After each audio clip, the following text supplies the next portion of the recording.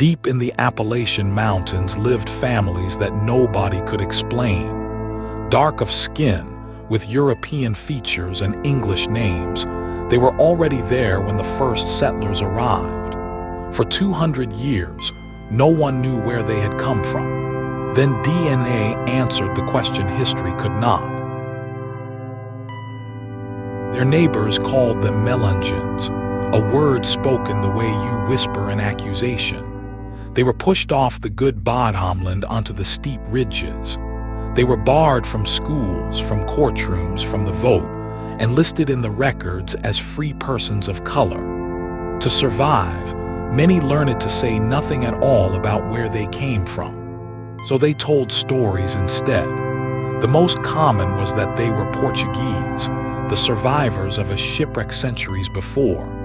In a world that punished anything but white, claiming a distant European origin could buy a family a little safety, a little dignity. Many Melungeons believed it with all their hearts. Others looked at those old world faces and imagined something even older, a lost tribe of Israel that had somehow crossed an ocean, stranded Ottoman Turks left behind by forgotten fleets. Each theory tried to give the Melungeons a noble, far-away past. None of them could ever be proven. For generations it stayed a whisper.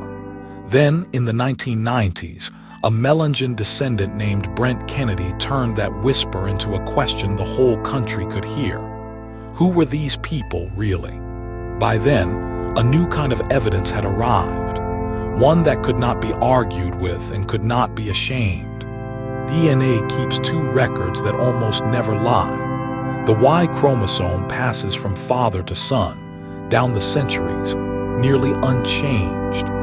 Mitochondrial DNA passes from mother to child the very same way. Trace those two lines back, and you can read where a family's fathers and mothers truly came from. In 2012, researchers did what no legend ever could. They tested the direct paternal and maternal lines of the core Melungeon families, the old surnames at the heart of the community. When the results came back, they matched none of the romantic stories the families had told for 2 centuries. The direct paternal lines came back overwhelmingly sub-Saharan African. The maternal lines came back overwhelmingly European, not Portuguese sailors, not a lost tribe of Israel. The answer had been hiding in plain sight, inside a story America had spent centuries trying not to tell.